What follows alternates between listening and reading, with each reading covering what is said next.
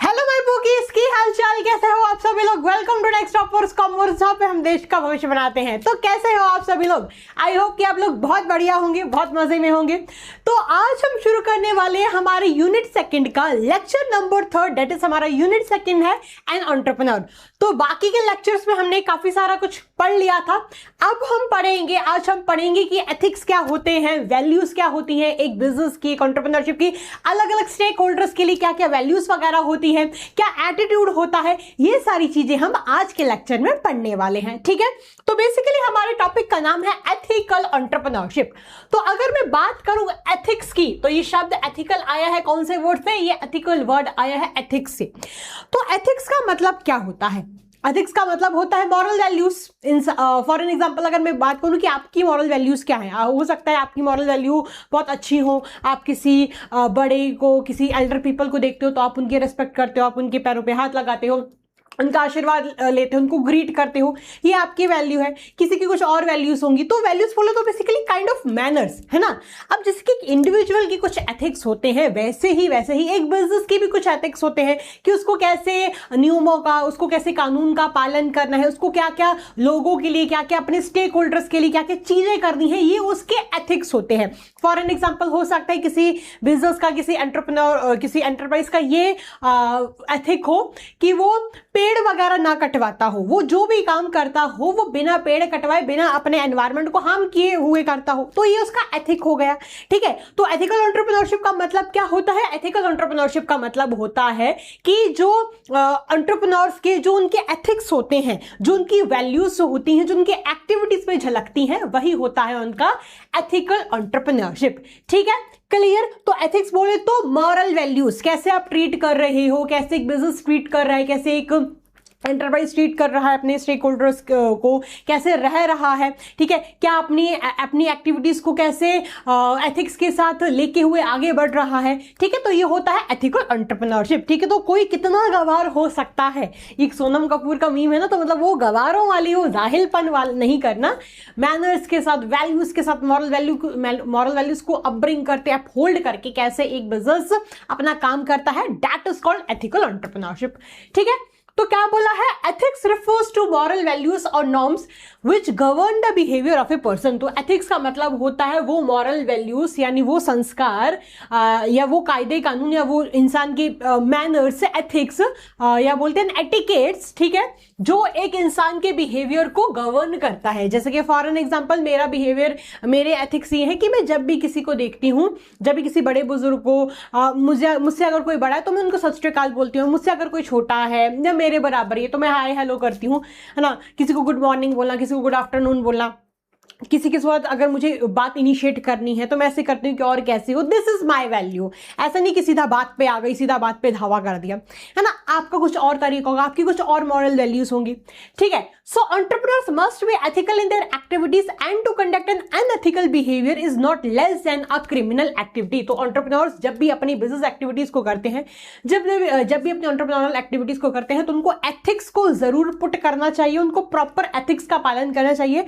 अगर वो unethical behaviour का पालन कर रहे हैं, मान चलो कोई अगर ऐसा काम वो कर रहे हैं जो अनएथिकल है, जो गैर कानूनी, गैर सामाजिक है, गैर कानूनी टाइप है, तो वो ऐसा समझ लो कि वो क्रिमिनल एक्टिविटी कर रहे हैं, वो कुछ बहुत गलत कर रहे हैं। ठीक है, so ethical behaviour always brings benefit for the entrepreneurs in the long run. तो जो एथिकल बिहेवियर होता है वो हमेशा एंटरप्रेन्योर्स के लिए फायदा लेके आता है लॉन्ग रन में।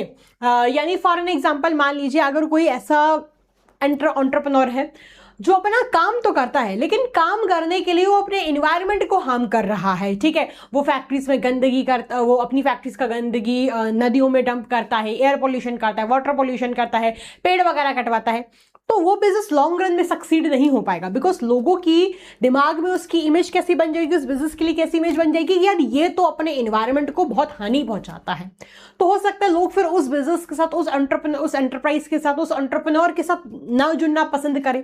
ठीक है, तो अगर किसी भी बिजनेस को, किसी भी एंटरप्रेन्योर को लॉन्ग रन में सक्सीड करना है तो उसको एथिक्स का पालन जरूर करना पड़ता है। एथिक्स बहुत प्रकार के होते हैं, स्टेक होल्डर्स, सप्लायर्स के साथ, डीलर्स के साथ, कस्टमर्स के साथ, गवर्नमेंट के साथ, अलग अलग प्रकार के जो स्टेक होल्डर्स होते हैं उन सब के साथ एक कनेक्टिविटी बिठा के रखनी पड़ती है। ठीक है, so as a part of ethical behaviour, क्या बोला है, as a part of ethical behaviour businessman must perform social responsibilities towards different groups. तो एथिकल बिहेवियर की पार्ट होने के नाते जो बिजनेसमैन होते हैं उसको बहुत सारी सोशल रिस्पॉन्सिबिलिटीज का पालन करना पड़ता है अलग अलग ग्रुप्स के लिए। ठीक है, फिर सोशल अब हम क्या पढ़ेंगे, अब हम पढ़ेंगे कि social responsibility towards different interest groups, यानी जो अलग अलग इंटरेस्ट ग्रुप्स होते हैं, इंटरेस्ट ग्रुप बोले तो अलग अलग जो स्टेक होल्डर्स होते हैं उन लोगों के साथ क्या क्या सोशल रिस्पॉन्सिबिलिटी होती है एंटरप्रेन्योर की, अब हम ये पढ़ने वाले हैं। तो बहुत प्रकार के, बहुत अलग अलग प्रकार के स्टेक होल्डर्स होते हैं, जैसे कि कस्टमर्स, गवर्नमेंट, सप्लायर्स, कॉम्पिटिटर्स, है ना। तो स्टेक होल्डर्स वो लोग होते हैं, इंटरेस्ट ग्रुप्स वो लोग होते हैं जो बिजनेस के साथ डायरेक्टली या इनडायरेक्टली जुड़े हुए होते हैं। ठीक है, आपकी क्लास 11th में भी सोशल रिस्पॉन्सिबिलिटीज वाला जो आपका जो चैप्टर है उसमें ये टॉपिक आपका आएगा। ठीक है, तो क्या बोला है, entrepreneur comes in contact with various groups such as consumers, employees, government, supplier, community owners, media etcetera. तो जो एंटरप्रेन्योर होता है बहुत सारे लोगों के साथ जुड़ के काम करता है, जैसे कि कंज्यूमर्स हो गए, एम्प्लॉइज हो गए, सरकार हो गई, सप्लायर्स हो गए, समाज हो गया, कम्युनिटी हो गई, ओनर्स हो गए, मीडिया हो गया, है ना। तो इन सब लोगों के साथ जुड़ के वो काम करता है।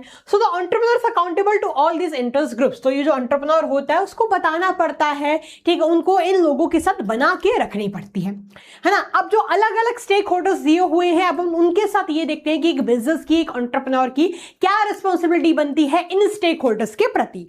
तो सबसे पहला हमारा ग्रुप कौन सा है, सबसे पहला हमारा ग्रुप है कंज्यूमर्स, बोले तो कस्टमर्स, जो ग्राहक होते हैं, है ना, जो प्रोडक्ट को यूज करते हैं एक बिजनेस के, एक एंटरप्रेन्योर के, वो होते हैं कंज्यूमर्स। ठीक है, तो अब एक एंटरप्रेन्योर की क्या जिम्मेदारी बनती है अपने कंज्यूमर्स के लिए। तो सबसे पहला यार कि जो भी वो प्रोवाइड कर रहा है, जो भी प्रोडक्ट्स, जो भी गुड्स एंड सर्विसेज अपने कस्टमर्स को, अपने कंज्यूमर्स को प्रोवाइड कर रहा है, वो अफोर्डेबल कॉस्ट पे प्रोवाइड करे। फॉर एन एग्जांपल, अगर मान चलिए ये प्लास्टिक की बोतल है, ये प्लास्टिक की बोतल है, मात्र इसकी कीमत ज्यादा से ज्यादा कितने रुपए की होगी, 100 रुपए की, 150 रुपए की, ज्यादा से ज्यादा 200 रुपए की, ज्यादा से ज्यादा। अगर इसको कोई भी एंटरप्रेन्योर 200 रुपए का बना के बेच रहा है, जबकि 200 रुपए के लायक है ही नहीं, है ना। इसमें पानी, अगर ठंडा पानी डालोगे थोड़े टाइम बाद वो टेम्परेचर के हिसाब से गर्म हो जाता है, गर्म पानी डालोगे थोड़ी देर बाद वो टेम्परेचर के हिसाब से सेट हो जाता है, मतलब टेम्परेचर के हिसाब से वैसे ही हो जाता है।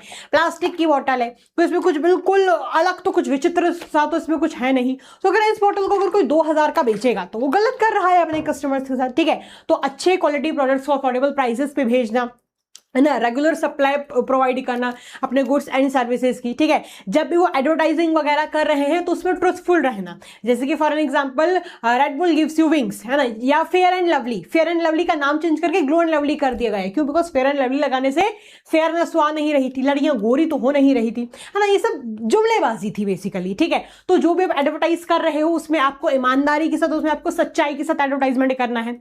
ठीक है, तो क्या बोला है, production of safe items bye maintaining quality standards. तो जब भी आप आइटम्स को बना रहे हो आपको क्वालिटी स्टैंडर्ड्स का ध्यान रखना है, यानी जो स्टैंडर्ड्स हैं, है ना, जिससे कस्टमर की जान को कोई हानि ना हो, इस प्रकार जो भी स्टैंडर्ड्स वगैरह होते हैं उन स्टैंडर्ड्स का आपको पालन करना है। To ensure regular supply of goods and services, जो गुड्स एंड सर्विसेज है उनका रेगुलर सप्लाई होता रहे, जो कस्टमर है वो डिप्राइव ना हो गुड्स एंड सर्विसेज से। ठीक है, फिर कस्टमर्स को एजुकेट करना कि जो प्रोडक्ट है उसको कैसे यूज करना है, उसमें क्या क्या चीजें हैं, जो भी उसमें इंग्रेडिएंट्स वगैरह हैं, जो भी उसमें कंटेंट्स वगैरह यूज हुए हैं, उन सारे कंटेंट्स वगैरह का डिस्प्ले करना लेबलिंग वगैरह पे। ठीक है, जिससे कस्टमर्स को पता चल पाए कि हाँ इस प्रोडक्ट में ये है, expiry date, manufacturing date, proper labelling provide करना। ठीक है, बीइंग ट्रूथफुल इन एडवर्टाइजिंग, जब वो एडवर्टाइज कर रहे हैं तो उसमें सच्चाई के साथ एडवर्टाइज करना, जो बात है वही बात बताना, कुछ बड़ा चढ़ा के कुछ झूठ वूठ नहीं बोलना। ठीक है, to follow fair trade practices, जो ट्रेड प्रैक्टिसेस है वो फेयर जो ट्रेड प्रैक्टिसेस होती है उनका ही पालन करना, कोई अनफेयर ट्रेड प्रैक्टिस का पालन नहीं करना। कस्टमर की जो भी कंप्लेंट्स वगैरह आती हैं उनको भी हैंडल करना, उनका फीडबैक, उनका रिव्यू वगैरह देना, उनकी ग्रीवेंसेस को, उनकी कंप्लेंट्स को सुधारना। ठीक है, फिर to design and develop future product keeping in mind the needs and requirements of the customers, जो भी वो प्रोडक्ट को बना रहे हैं उस प्रोडक्ट को इस हिसाब से बनाए जिस हिसाब से कस्टमर की डिमांड है। अगर कस्टमर को कुछ और चाहिए और कुछ और बना रहे हैं तो कस्टमर की डिमांड तो सेटिस्फाई हो ही नहीं रही ना यार। ठीक है, क्लियर। फिर नेक्स्ट क्या है, फिर नेक्स्ट ग्रुप है हमारा रिस्पॉन्सिबिलिटी टुवर्ड्स एम्प्लॉइज। तो अब बात आती है कि एम्प्लॉइज के लिए क्या जिम्मेदारियां होती हैं। तो एम्प्लॉइज है सबसे पहले ये एक्सपेक्ट करते हैं कि जो हम काम कर रहे हैं ना उस काम के बदले में हमें हमारी डिजर्विंग सैलरी मिल जाए। फॉर एन एग्जाम्पल, अगर कोई वर्कर 10,000 रुपए का काम कर रहा है और उसको अगर 4,000 रुपए मिल रहे हैं तो ये उसके साथ गलत हो रहा है। ठीक है, तो उनको प्रॉपर कंपनसेशन, प्रॉपर उनको सैलरी, रेम्यूनरेशन वगैरह प्रोवाइड करनी, टाइम टू टाइम उनका प्रमोशन वगैरह करना, उनका ट्रांसफर वगैरह करना, है ना। कुछ अगर आप उनकी एक्स्ट्रा फैसिलिटीज अगर आप उनको दे सकते हो, जैसे कि मेडिकल फैसिलिटीज या उनके बच्चों की फीस वगैरह का आप खर्चा उठा सकते हो, काफी सारी कंपनीज ऐसे करती हैं, ये सारी चीजें करना। ठीक है, तो क्या बोला है, providing fair compensation and benefits. जो फेयर कंपनसेशन होती हैं, यानी जो जितना आपके एम्प्लॉइज डिजर्व करते हैं उतना प्रोवाइड करना। Good and safe working condition provide करना, यानी अगर मान लीजिए कुछ ऐसा काम है जिससे कस्टमर की जान को हानि हो सकती है, ये कुछ ऐसी मशीन्स हैं, तो उन मशीन्स के अराउंड आप बैरिकेडिंग वगैरह कर दो, सेफ्टी मेजर्स वगैरह लो, जिससे आपकी कस्टमर्स, जिससे आपकी जो एम्प्लॉइज हैं, ठीक है, उनकी जान को खतरा ना हो। ठीक है, providing opportunities for personal growth and development, यानी अपने एम्प्लॉइज को अपॉर्चुनिटीज प्रोवाइड करनी जिससे उनका विकास हो पाए, जिससे उनका प्रमोशन वगैरह भी हो पाए। ठीक है, अपने एम्प्लॉइज को एक अपनेपन की फीलिंग का एहसास दिलवाना, यानी ऐसा फील ना करवाना यार ये तो हमारे लिए इंपॉर्टेंट है ही नहीं, कोई एम्प्लॉय आ रहा है उसका मजाक बनाया जा रहा है, वो जिस भी बैकग्राउंड, जिस भी जाति, जिस भी धर्म से है, ठीक है, सबको बराबरी से ट्रीट करना। ठीक है, फिर to provide incentives like housing, medical insurance, retirement benefits etcetera. ठीक है, इंसेंटिव्स वगैरह प्रोवाइड करना, जैसे कि हाउसिंग, मेडिकल इंश्योरेंस, रिटायरमेंट, इस प्रकार के बेनिफिट्स को भी प्रोवाइड करना। ठीक है, फिर नेक्स्ट क्या है, फिर थर्ड है हमारा responsibilities towards the owners, share holders या इन्वेस्टर्स। क्या क्या जिम्मेदारियां बनती हैं ओनर्स, शेयर होल्डर्स और इन्वेस्टर्स के लिए। ओनर्स बोले तो वही, इन्वेस्टर्स बोले तो जिन लोगों ने एक कंपनी के शेयर्स वगैरह खरीदे हुए, इन्वेस्ट किया हुआ है, अपन उनको शेयर होल्डर भी बोलते हैं एंड ओनर्स भी बोलते हैं, एंड इन्वेस्ट किया हुआ है तो इन्वेस्टर्स भी बोलते हैं। ठीक है, अब अगर लोगों ने एक पर्टिकुलर कंपनी के शेयर्स खरीदे हुए, एक पर्टिकुलर कंपनी में इन्वेस्ट किया हुआ है, तो लोग क्या उम्मीद रखते हैं उस कंपनी से, लोग ये उम्मीद रखते हैं कि यार जो मैंने पैसा, जो मैंने जितने रुपए के मैंने शेयर्स खरीदे हुए हैं ना, वो जो मेरा पैसा है वो मेरा बढ़ता ही रहे। ठीक है, वो मेरा सुरक्षित भी रहे।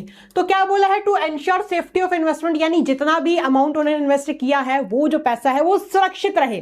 पता है कि कोई कंपनी फ्रॉड निकल गई, भाग गई वो पैसा लेके, तो लोगों के साथ बुरा हुआ। ठीक है, फिर to ensure fair and regular return on investment, जितना भी उन्होंने इन्वेस्ट किया है उस पर fair and regular return provide करना। फिर to give complete and accurate information regarding the financial position of the business की जो भी complete and accurate information, जो भी सही information है वो provide करना। to ensure appreciation of investment by proper utilization of resources, जो resources हैं उनका proper utilization करवाना, and जो भी investment की गई है उसको बढ़ाना, वो appreciate होती रहे, depreciate ना हो। ठीक है, फिर to give them opportunities to participate in decision making, उनको अपॉर्चुनिटीज देना जिससे वो डिसीजन मेकिंग में भी पार्टिसिपेट कर पाए। अगर कुछ भी डिसीजन लिया जा रहा है तो अपने एम्प्लॉइज की भी बाकायदा सुनी जाए, उनको भी मौका दिया जाए कि वो भी अपने कुछ सजेशंस वगैरह पुट कर पाए। ठीक है, क्लियर।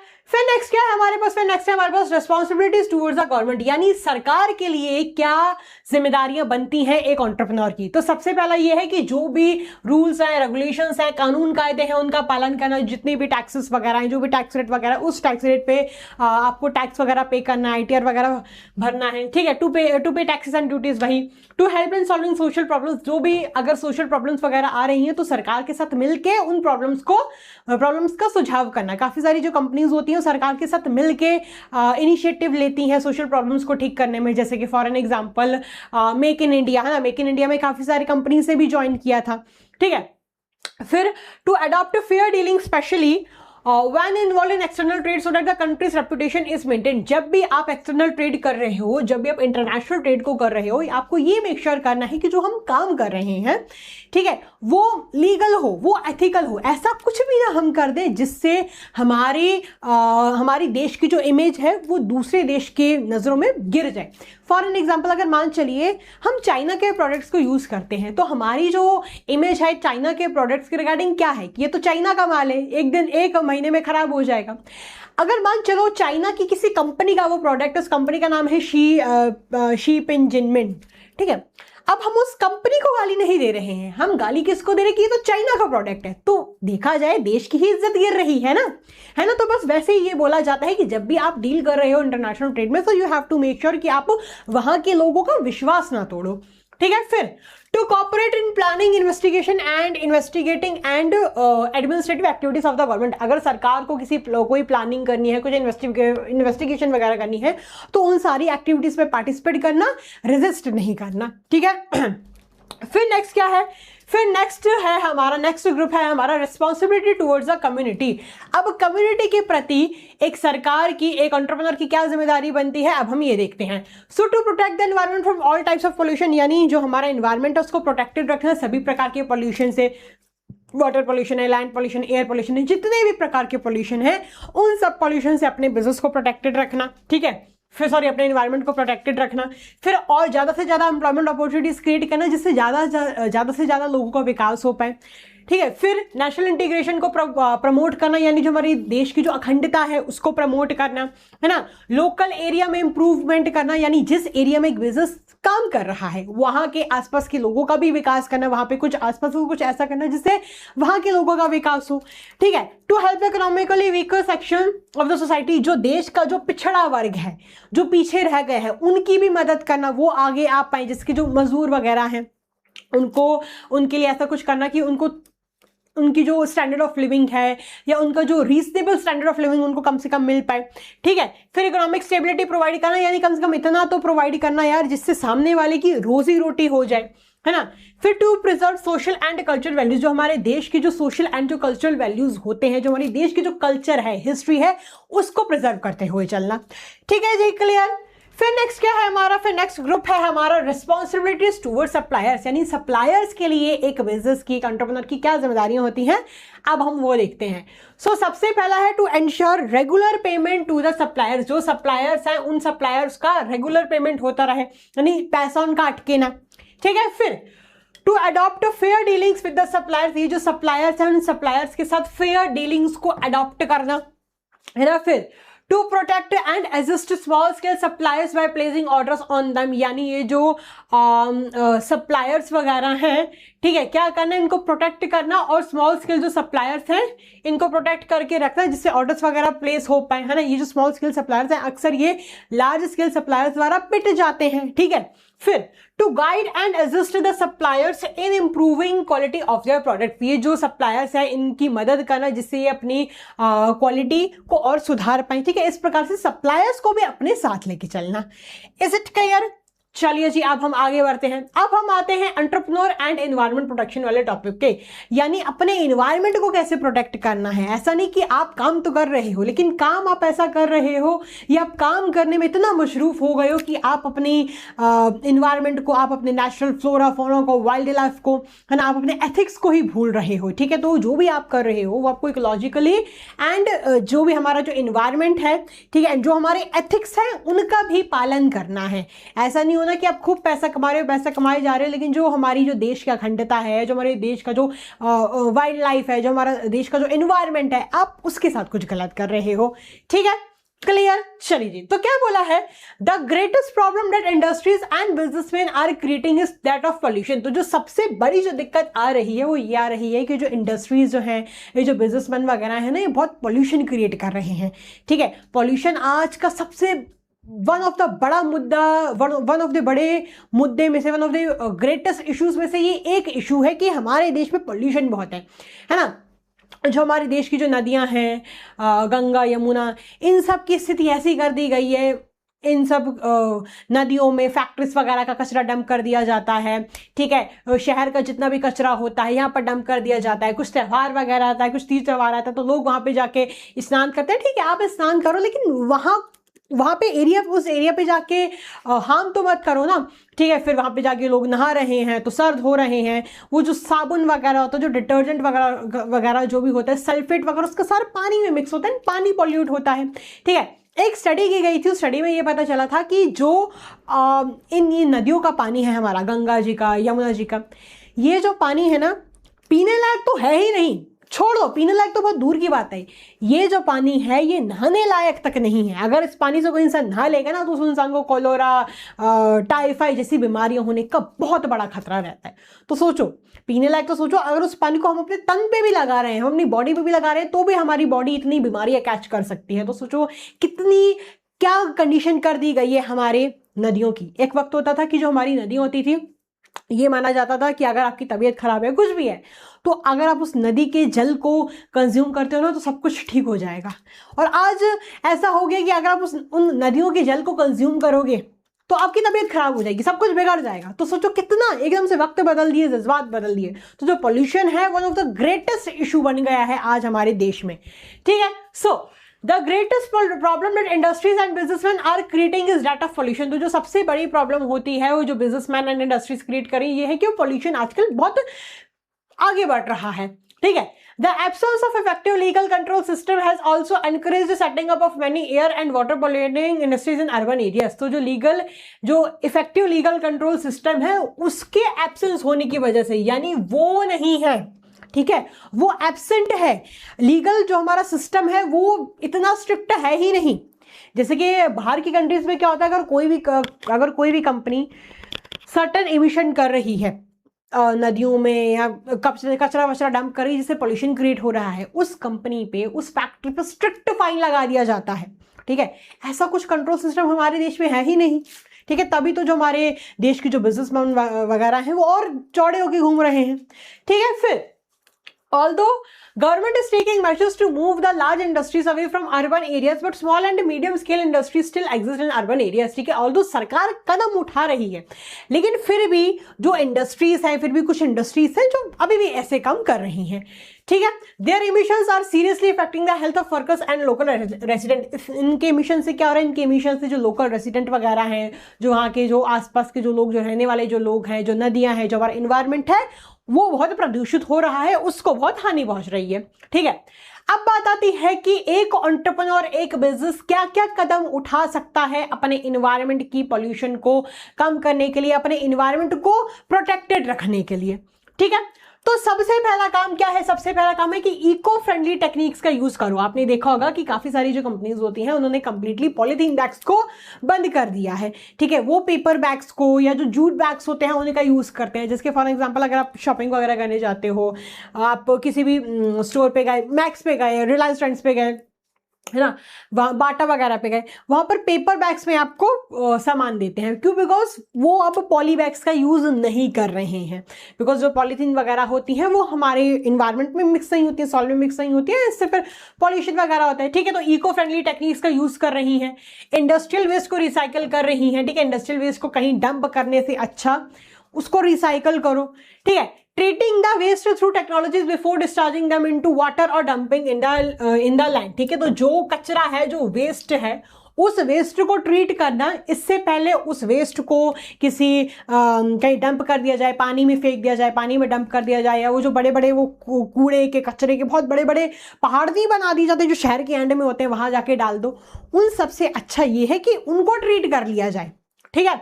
फिर participating in eco friendly activities such as plantation of trees, cleaning rivers, forest sector, ठीक है। इको फ्रेंडली एक्टिविटीज में पार्टिसिपेट करना है, जैसे कि अपने पेड़ों वगैरह का, नदियों वगैरह का, तालाबों वगैरह का प्रोटेक्शन करवाना, ठीक है, उनको साफ वगैरह करवाना अगर वो गंदे हैं, ठीक है। फिर इको मार्क्स का यूज करना, इको फ्रेंडली प्रोडक्ट, यानी अगर मान लीजिए कुछ ऐसा प्रोडक्ट है जो इको फ्रेंडली है तो इको फ्रेंडली मार्क लगाना। जैसे फॉर एग्जांपल अगर कोई भी कंपनी है जो सर्टेन प्रोडक्ट बनाती है, अब वो सर्टेन प्रोडक्ट को बना रही है, वो इको फ्रेंडली है, तो उस पर इको फ्रेंडली का मार्क लगा दो, एक पेड़ बना दो।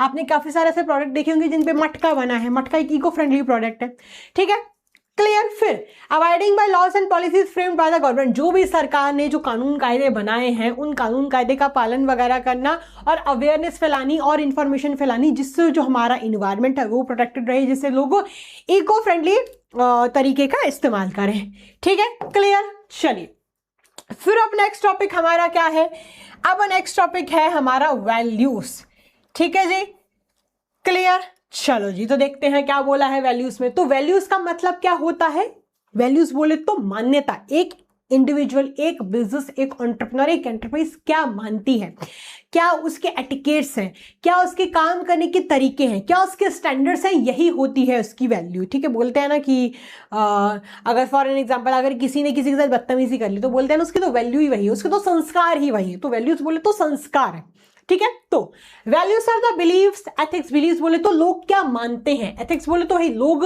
की क्या मॉरल वैल्यूज हैं, लोगों के क्या संस्कार हैं, ठीक है, क्या स्टैंडर्ड है, क्या प्रिंसिपल्स हैं जो उनके बिहेवियर को गाइड करते हैं, ठीक है। Four common values that are considered good in civilised society are, जैसे कि कुछ कुछ वैल्यूज जो सोसाइटी में, जो सिविलाइज्ड सोसाइटी में अच्छी मानी जाती हैं, जिसके अगर वो ईमानदार हैं, अगर वो सच्चे हैं, अगर वो पोलाइट हैं। जैसे कि अगर मैं बात करूं तो अगर मान चलो किसी एरिया में लोग लड़ते रहते हैं, आए दिन झगड़ा गाली गलौज करते रहते हैं, ठीक है, तो ये अच्छी वैल्यू नहीं मानी जाती है।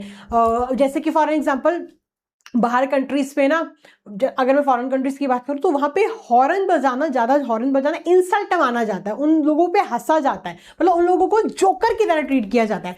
एंड कुछ कुछ देशों में तो ज़्यादा हॉर्न, अगर आप हॉर्न प्ले कर रहे हो तो समझ लो कि आप पे फाइन लग जाएगा अगर आप ज़्यादा हॉर्न प्ले कर रहे हो, ठीक है। तो वहाँ पे सोचो इतनी सिविलाइज्ड सोसाइटीज़ है बाहर, ठीक है। फिर क्या क्या कॉमन वैल्यूज जो अच्छा, जिनको अच्छा माना जाता है सिविलाइज सोसाइटी में, जैसे कि ईमानदारी, ट्रुथफुलनेस, दूसरों की मदद करना, कॉपरेशन, इंटीग्रिटी, एकता, ठीक है, इज्जत, प्यार, अफेक्शन, ये सब चीजों को अच्छा माना जाता है।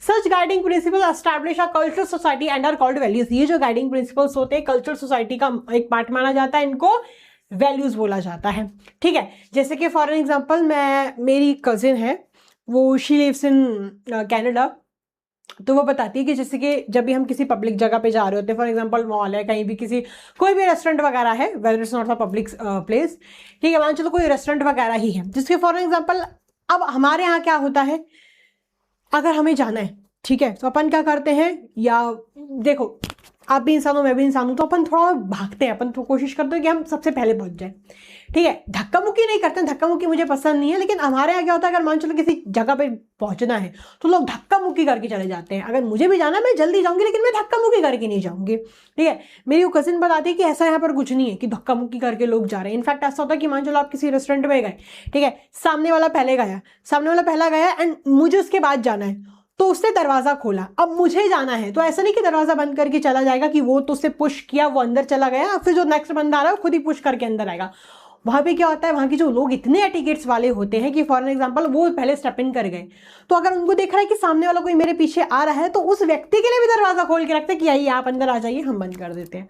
सो देखो इतने वहां की सोसाइटी इतनी सिविलाइज्ड सोसाइटी है।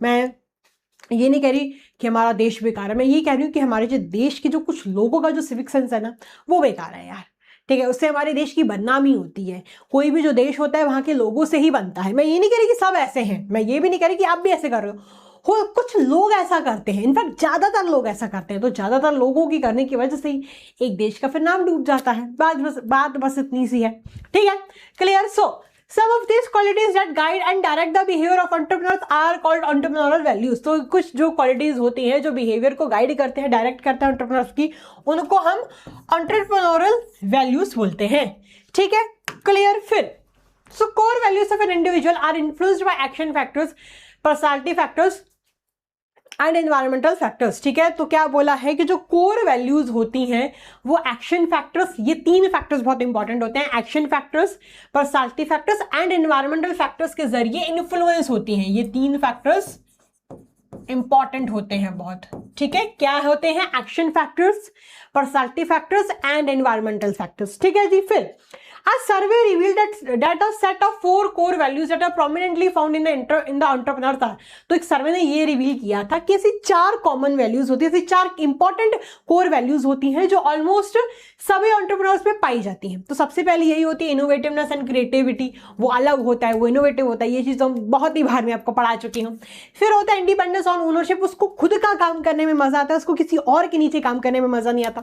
तीसरा होता है कॉस्ट फॉर आउटस्टैंडिंग परफॉर्मेंस, उसको बेहतरीन करने में, है ना, उसको आउटस्टैंडिंग परफॉर्म करने में उसको मजा आता है, ठीक है। एंड उसको अपने काम से प्यार होता है। जिस इंसान को अपने काम से प्यार है, जो इंसान अपने काम को पूछता है ना, वो इंसान बहुत आगे तक जाता है, ठीक है। वो अपने काम की इज्जत करता है, इसलिए वो कभी भी अपने काम को छोटा नहीं देखता, ये सोचते कि यार ये मेरा काम है। वो अपने काम को अपना समझ के करता है, अपने काम की इज्जत करता है, ठीक है। फिर to be successful the knowledge and presence of all 4 values are a must, ठीक है। तो सक्सेसफुल होने के लिए नॉलेज एंड ये चारों फैक्टर्स का होना भी जरूरी है। नॉलेज होनी चाहिए अपने काम के रिगार्डिंग, एंड अगर ये 4 फैक्टर हैं तो बहुत ही अच्छे चांसेस हैं कि आप एक अच्छा एंटरप्रेन्योर बन सकते हो, ठीक है। फिर although in some individuals innovativeness and creativity are more prominent than three core values, while in others the push for outstanding performance is a guiding force. Although कुछ लोगों में क्रिएटिवनेस एंड इनोवेटिवनेस ज्यादा होती है, कुछ लोगों में बाकी की 3 वैल्यूज ज्यादा होती हैं, तो लेकिन अगर यही वैल्यूज हैं किसी में एंटरप्रेन्योर में, तो समझ जाओ कि वो जो एंटरप्रेन्योर है वो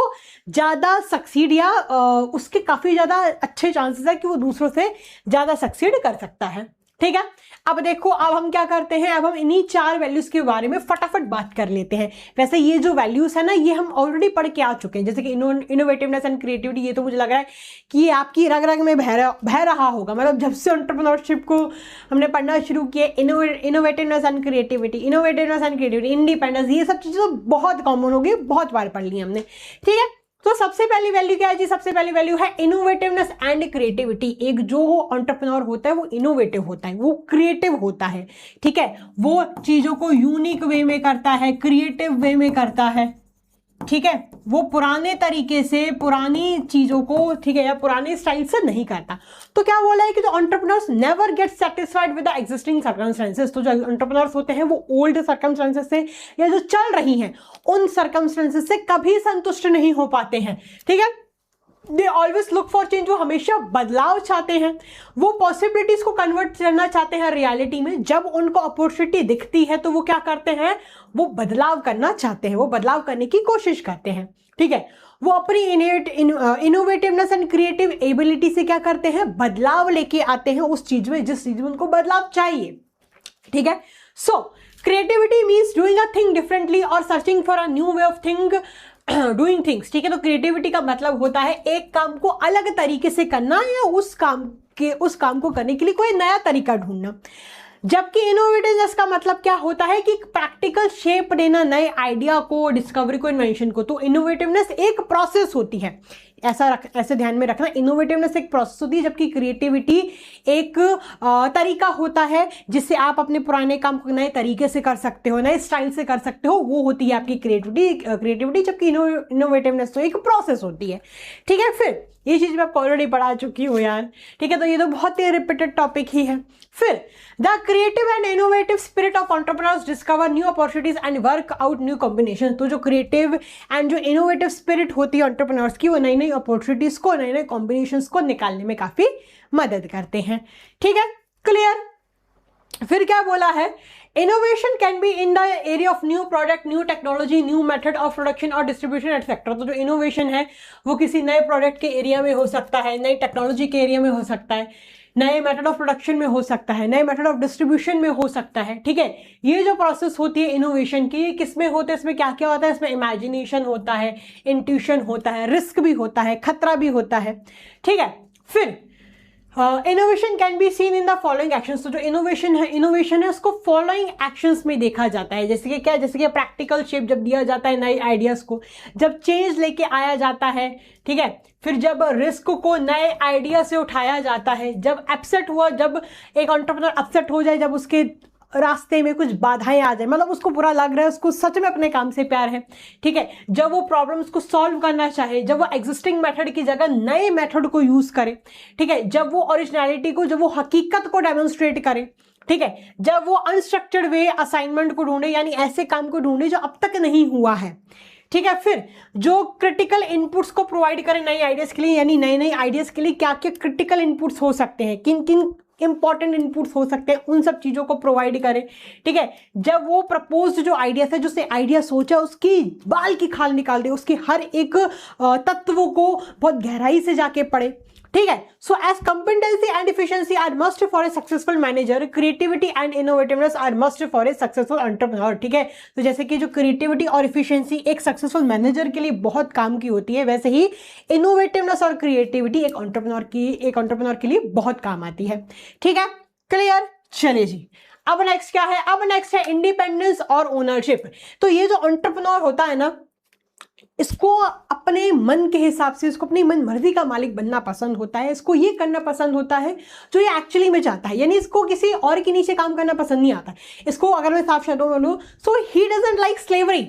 नौकरी को लोग गुलामी की तरह देखते हैं, बिकॉज हम तो किसी और की शर्तों पे काम कर रहे हैं ना। लेकिन अपने काम में क्या, तो अपने काम में हमें जब जो करना है, हमें जैसा करना है, हम वैसा कर सकते हैं। ठीक है, तो एक एंटरप्रेन्योर को आजादी से बहुत प्यार होता है।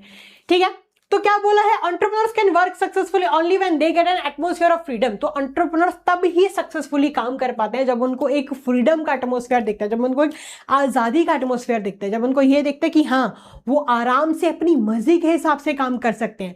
कुछ लोगों का ऐसा बिहेवियर पैटर्न रहता है कि वो किसी और के नीचे जब काम करते हैं उनको घुटन सी महसूस होती है, उनको ये लगता है कि उनकी क्रिएटिवनेस को दबाया जा रहा है, ठीक है। तो यही जो ज़्यादातर ऐसे लोग होते हैं जो एंटरप्रेन्योरशिप के लिए बने होते हैं, ठीक है। So the entrepreneurs can achieve their goal with clear vision only when they have freedom of action. तो जो एंटरप्रेन्योर्स है अपने गोल को क्लियर विजन के साथ अचीव कर सकते हैं तब जब उनके पास काम करने की आज़ादी हो, ठीक है।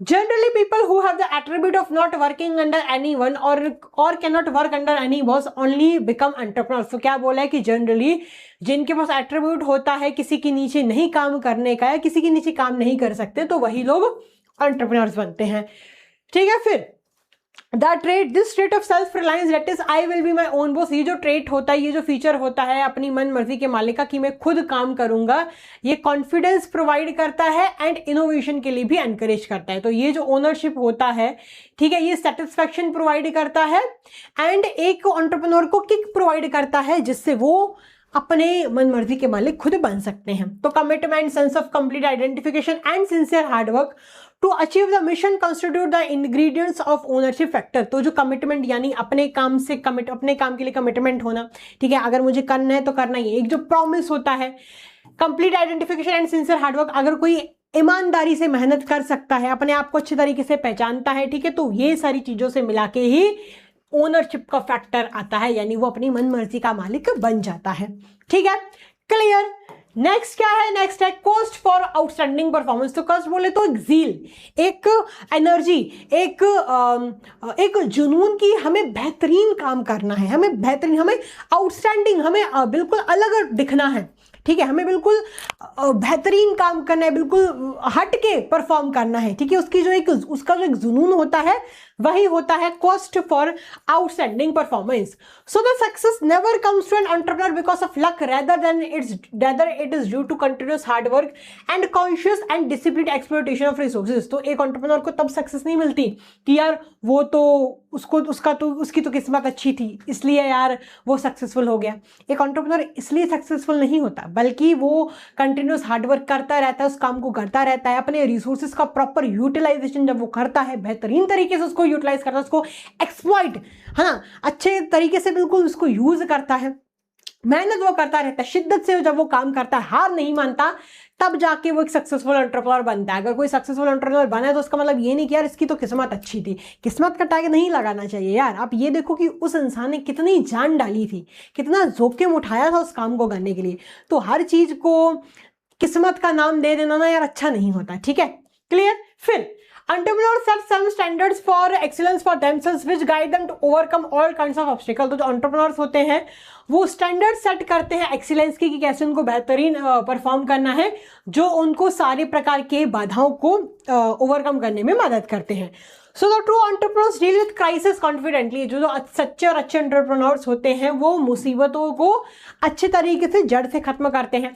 Sometimes entrepreneurs convert problems into opportunities. कभी कभार जो एंटरप्रेन्योर्स होते हैं वो प्रॉब्लम्स को अपॉर्चुनिटीज में भी कन्वर्ट करते हैं, वो मेहनत करते हैं एंड कभी गलत नहीं करते, वो एक प्रॉब्लम का सोल्यूशन ढूंढने की कोशिश करते हैं एंड उनकी सिस्टमैटिक प्लानिंग की वजह से, उनकी सिंसियर हार्डवर्क की वजह से, उनकी डिसिप्लिन्ड अप्रोच की वजह से वो अपने एंटरप्रेन्योरशिप की जर्नी में सक्सेसफुल हो जाते हैं, ठीक है, क्लियर। तो क्या बोला, this leads to systematic planning and best use of information which is very important for enterprise building and management. तो जब वो सिस्टमैटिक प्लानिंग करते हैं, इंफॉर्मेशन का बेस्ट यूज करते हैं, तब वो अपनी एंटरप्राइज को बिल्ड कर पाते हैं, उसको मैनेज कर पाते हैं और उसको ग्रो कर पाते हैं, ठीक है, क्लियर। चलिए जी, अब नेक्स्ट क्या है, अब नेक्स्ट है रेस्पेक्ट फॉर वर्क। तो रेस्पेक्ट फॉर वर्क क्या मतलब, अपने काम की इज्जत, अपने काम की कद्र करना। वो बोलते हैं ना, कर्म ही पूजा है। अगर आप अपने काम की इज्जत कर रहे हो ना, तो अगर अपने काम की इज्जत करते हो, उसको प्यार करते हो, तो वो काम आपको रिजल्ट ला के देगा। अगर आप अपने काम की इज्जत ही नहीं करते हो, फॉर एन एग्जाम्पल मैंने ये देखा है कि कुछ जिसकी अगर मैं बात करूँ अपने इंडिया की, तो इंडिया में क्या होता है कि जो बिजनेसमैन वगैरह होते हैं, जो अपने दुकानदार वगैरह होते हैं, जिनका खुद का बिजनेस होता है, तो जब भी वो अपने ऑफिस में स्टेप करते हैं, अपनी दुकान में स्टेप करते हैं, तो वहाँ पे ऐसे माथा टेकते हैं, ठीक है, आशीर्वाद लेते हैं। क्यों? बिकॉज उनके लिए उनकी काम ही पूजा है, उनकी रोजी रोटी वहीं से आ रही है, उनकी जिंदगी वहीं से चल रही है। तो इंडिया में इतनी इज्जत दी जाती है। एंड एक कहावत है, वर्क इज वर्शिप, ठीक है। आप अपने अगर काम की इज्जत करो तो वो काम भी आपकी इज्जत करेगा, ठीक है। तो क्या बोला है, hard work is important for entrepreneur. तो हार्डवर्क का तो कोई शॉर्टकट है ही नहीं, भले कोई एंटरप्रेन्योर है, भले कोई स्टूडेंट है, भले आप हो, भले मैं हूँ, हार्डवर्क का कोई और शॉर्टकट नहीं होता। अगर मैं सोच रही हूँ ना कि यार मैं तो शॉर्टकट के लिए बिना पढ़ाए ही आपको, है ना, या बिना क्लास लिए ही सैलरी ले लेती हूँ, तो यार इसका कोई शॉर्टकट नहीं है, मेहनत आपको करनी है। इनफैक्ट मेरा पर्सनली खुद का पता क्या मानना है, कोई आपको देख रहा है नहीं देख रहा, लेकिन ऊपर वाला ज़रूर देख रहा होता है। अगर आपको ये लगता है कि मेरे एफर्ट्स की कदर नहीं की जाती है, जब शुरू में जब हम आए थे, जब हम नेक्स्ट टॉपर्स को इन तीनों के बाद, जैसे कि Prashant sir, Shobhit sir and Digraj sir की बात बता रही हूँ, जब हम सब ह्यूमैनिटीज़ कॉमर्स, जब हमारा सेगमेंट फॉर्म हो रहा था, तब शोभित सर ने ना एक बहुत अच्छी बात बोली थी। वो बात मेरे आज तक दिल को छुई हुई है। उन्होंने ये बात बोली थी कि अगर आपको लगता है ना कि आपके काम को कोई नहीं देख रहा, कोई इसको रियलाइज नहीं कर रहा, कोई इसकी रिस्पेक्ट नहीं कर रहा, कहते दिल मत हारो, आप फिर भी काम करते रहो। बिकॉज कोई देख रहा हो या नहीं देख रहा हो, ऊपर वाला ज़रूर देखता है। एंड कोई रिवॉर्ड करे या ना करे, अगर ऊपर वाले ने आपके काम को रिवॉर्ड कर दिया ना, तो बाकी जो नीचे बैठे हुए हैं ना, उनकी कोई मजाल नहीं है। एंड वो मुझे बात इतनी अच्छी लगी थी, उस दिन मैंने सोच लिया था, मैं क्या सच में यार कोई मेरे काम की कदर करे या ना करे, किसी को लगे कि काम करती है बहुत, वट एवर, क्योंकि ऊपर वाला देखता ना, ऊपर वाले को पता ना कि मैं सच्ची हूँ, मैं अच्छी हूँ, बस मुझे उस चीज़ का फल मिल जाएगा, है ना। Same goes for you only, for you too. ज़रूरी नहीं है कि आप काम नहीं करो, आप भी एक स्टूडेंट हो ना, आपको ये लगता है कि यार मैं पढ़ता तो हूँ, लेकिन सबको ऐसा क्यों लगता है कि मैं नहीं पढ़ रहा हूँ। अगर आपको पता है कि आपके दिल को पता है कि आप जी जान लगा के मेहनत कर रहे हो, है ना, आप एक अच्छे इंसान बनने के लिए, आप अपनी अच्छी लाइफ में परफॉर्म करने के लिए मेहनत कर रहे हो, हार्डवर्क कर रहे हो, बस ऊपर वाला देखता है, आपका दिल ये जानता है। आप अपने लिए ईमानदार रहो, आप अपने लिए सच्चे रहो। अगर आपका दिल बोल रहा है कि हाँ आप सही कर रहे हो, बस ये बात ऊपर वाले को पता है, फिर आगे की चीज़ें आप ऊपर वाले पे ही छोड़ दो। कोई इस चीज़ को देखे या ना देखे, कोई इस चीज़ को इग्नोर करे, एक्सेप्ट करे, मत लेना देना रखो किसी और से। ऊपर वाले को पता है ना, अगर आपके कर्म अच्छे हैं, अगर आप सच्चे हो, तो बस ऊपर वाला देखता है, ऊपर वाला ज़रूर आपको इस चीज़ का फल देगा। बाकी लोगों से मत परवाह किया करो, ठीक है। चलो जी, ऑल राइट ठीक है। तो क्या है, खैर coming to the point now, so hard work is important for entrepreneurs.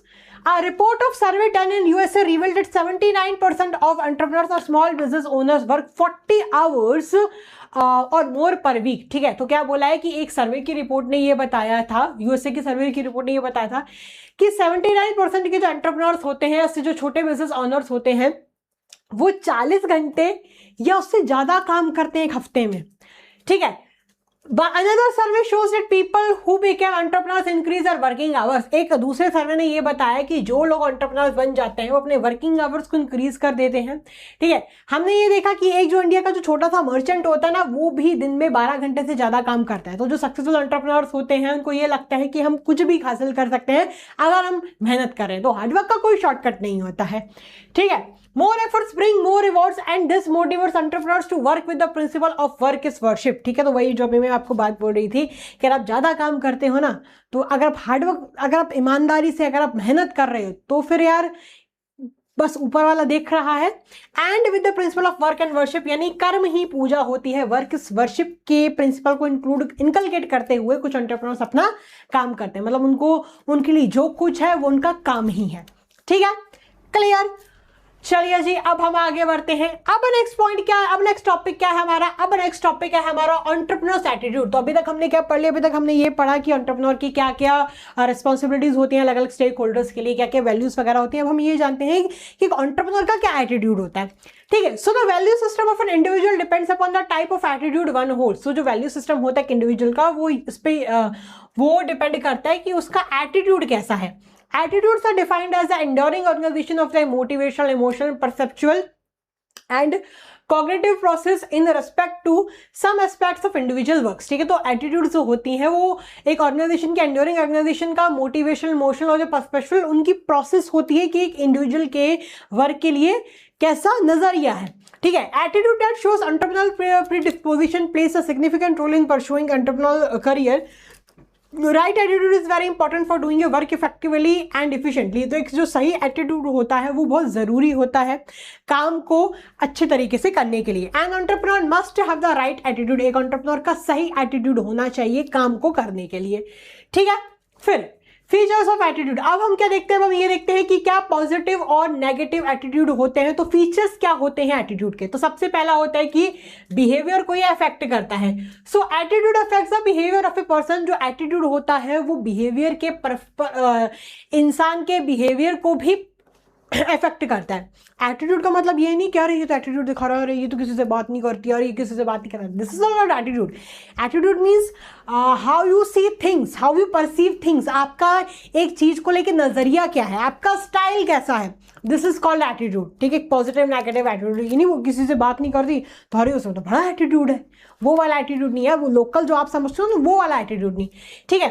तो क्या बोला है कि attitude affects the behaviour of a person. तो जो एटीट्यूड होता है वो इंसान के बिहेवियर को इफेक्ट करता है, ठीक है। There is a natural consistency between the attitude and behaviour of a person. तो एक नेचुरल कंसिस्टेंसी होती है एटीट्यूड और बिहेवियर में, ठीक है। फिर इनविजिबल क्या है, एटीट्यूड एक साइकोलॉजिकल फेनोमेनन है, हम इसको देख नहीं सकते लेकिन हाँ हम इसको फील जरूर कर सकते हैं कि इंसान का कैसा एटीट्यूड है उसके काम के लिए, ठीक है। फिर एटीट्यूड सारे एक्वायर्ड, जो एटीट्यूड होते हैं वो एक्वायर किए जाते हैं, कोई जन्म से नहीं आ जाता एटीट्यूड, ठीक है। तो क्या बोला है कि जो एटीट्यूड होते हैं पीरियड ऑफ टाइम के साथ ही एक्वायर होते हैं। आप लर्निंग, आप कैसे लर्न कर रहे हो, आप कैसे चीज़ों को परसीव कर रहे हो, इस हिसाब से आपका जो एटीट्यूड है वो फॉर्म होता है, ठीक है। Attitudes are pervasive. जो एटीट्यूड होते हैं परवेसिव होते हैं, सब जगह सब लोग इसको एटीट्यूड यूज करते हैं। एंड जरूरी नहीं है सब प्रकार का जैसा एक व्यक्ति का एटीट्यूड है हर जगह एक जैसा ही हो। जिसके फॉर एग्जांपल अगर कोई एंटरप्रेन्योर है या अगर कोई फॉर एग्जांपल मैनेजर है, तो मैनेजर क्या करता है, वर्कर्स के साथ थोड़े रूडली बात करता है, थोड़े स्ट्रिक्ट एटीट्यूड में रहता है, बिकॉज उसको ये लगता है कि वर्कर्स अच्छे तरीके से प्यार से बात नहीं मानते हैं, तो वो थोड़ा स्ट्रिक्टली, थोड़ा रूडली, हार्शली एटीट्यूड में बात करता है। जबकि वो जो थोड़ा एम्प्लॉयज के साथ उठता बैठता है, ठीक है, तो उनके साथ प्यार से बात करता है, बिकॉज उसको ये लगता है कि ये लोग तो प्यार से भी माने जाते हैं, ठीक है। तो एटीट्यूड परवेसिव होता है, जरूरी नहीं है कि हर जगह एक ही प्रकार का एटीट्यूड आप दिखाओ, ठीक है। तो क्या बोला है, एटीट्यूड्स आर यूज एवरीवेयर। तो जो एटीट्यूड है हर जगह यूज होता है। ये कैसे फॉर्म होता है, जब सोशलाइज किया जाता है, ये रिस्ट्रिक्ट नहीं होता सिर्फ बिजनेस तक, ठीक है। For an example a person में हैव अ पॉजिटिव और negative attitude for a religion. जैसे कि एक व्यक्ति का नेगेटिव या पॉजिटिव एटीट्यूड हो सकता है रिलीजन के लिए, ठीक है। तो एटीट्यूड परवेसिव होता है।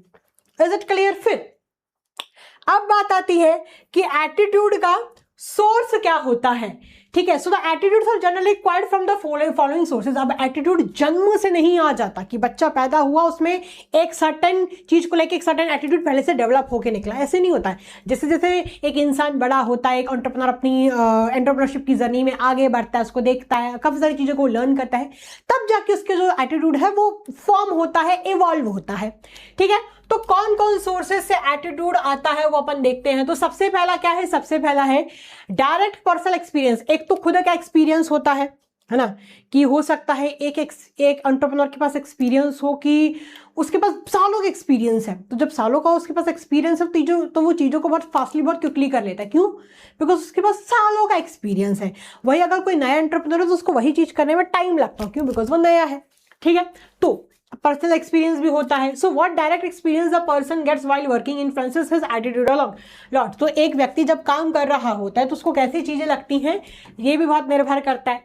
फिर नेक्स्ट होता है ग्रुप एसोसिएशन, यानी वो संगत, जिस संगति में उठता बैठता है एक एंटरप्रेन्योर, उस संगति से भी काफी प्रभाव पड़ता है। अगर वो मान चलो नेगेटिव लोगों में उठता बैठता है तो हो सकता है उसका अप्रोच भी नेगेटिव ही बन जाए, ठीक है। तो क्या बोला है, several groups including family, work, peer group, culture and non culture group are important in influencing a person's attitude. तो जो बहुत सारे जो ग्रुप्स होते हैं जिसके फैमिली, वर्क, पीयर ग्रुप है ना, ये सारी चीजों को इंक्लूड करके भी पर्सन्स का एटीट्यूड फॉर्म होता है।